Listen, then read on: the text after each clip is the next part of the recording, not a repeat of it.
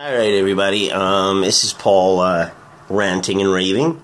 I have a YouTube channel that maybe means something to me, but probably a majority of the world, they don't care or give a shit. But I decided to, this recently I go to a lot of meetings. I still go to AA and I still go to NA and all the AAs and A's and A's. And over my life I've suffered with addictions, and it is something that I cope with day by day, minute by minute. And I know I'm sober. I've got quite a bit of clean time right now. But the one thing that's interested me is I went to college for about 5 years after being in a band. And I fascinated by addicts' addiction. It is something that's always baffled me almost. And because I don't have the answer, I'm searching for that calm way of life that we all search for once you've been an addict or always have been an addict, if that makes any sense. But I decided I'm going to research addictions again. I got some friends at some of the soup kitchens and some beautiful friends from the church, men and women, that wow, I've sat in circles, and you know what? Policemen to homeless to lawyers to real estate agents to musicians to actors. It goes on and on. 50, 60, 70-year-olds, 40-year-olds, kids, houses, cars, gone, crazy stuff. So I probably won't have the answer for everybody, but I think the research is almost like a therapy for me.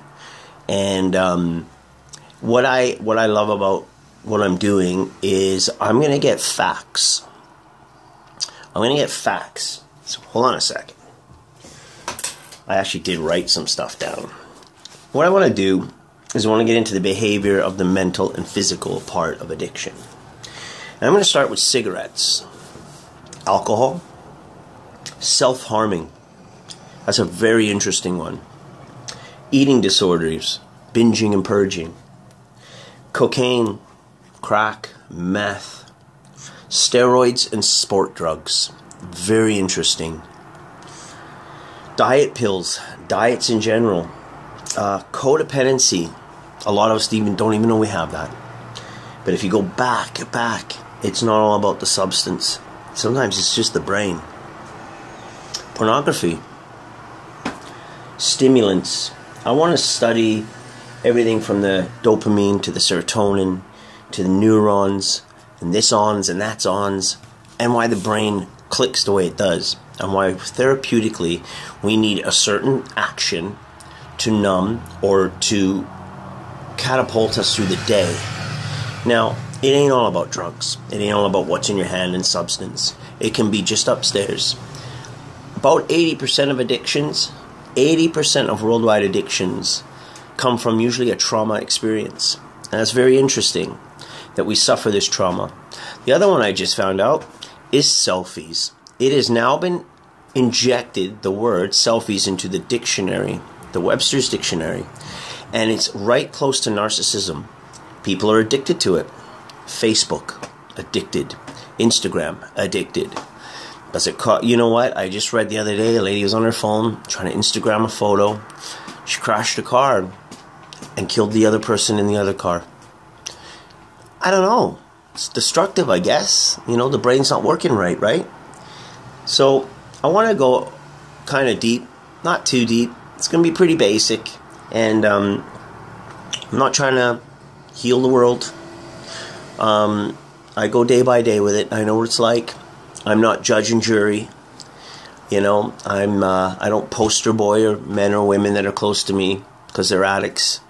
I believe they're human beings with hearts. And I believe that this behavior is mental, and it starts at a very young age, way before. I know before any substances that even entered my hand and into my mouth or my nose, there was trauma. And I remember that trauma, and I deal with that trauma. And I decided, and they've helped me see a psychiatrist, an addiction psychiatrist, which I would wish I could have went back to school to become. Because when we mention the word addicts or addiction, I've asked people, what do you think? What is that word to you? And they go, drugs. Drugs. Drug dealing. It ain't all about that, man. You know what? So it'll be a slow process, and it'll be on YouTube. And You know what? I don't even think too many people will watch it. But it's my healing too, right? And I think by finding the answers and doing the right thing helps. I still go to my meetings. I'm sober. I still go to my church functions. Some of the soup kitchens, I just hang out, meet real people. People are just getting back on their feet that made real mistakes, and they're really sorry, and they're sincere. So this is going to be interesting. And I'm going to start it slow. And I'm going to get into what I think addiction is. And if you are in this somewhere, I really hope and wish you the best. And I do believe truly that there is a way to live your life in comfort and not have to react to your body wanting something or your mind, you know. And anybody that's close to me that has addictions and that has my heart, my hand, and I can talk to them. And you know what, I might need you too. You know, sometimes I do need family. Sometimes I do need my kids. And maybe my kids might need me, you know. But over and out, stay tuned, all right? I love you all.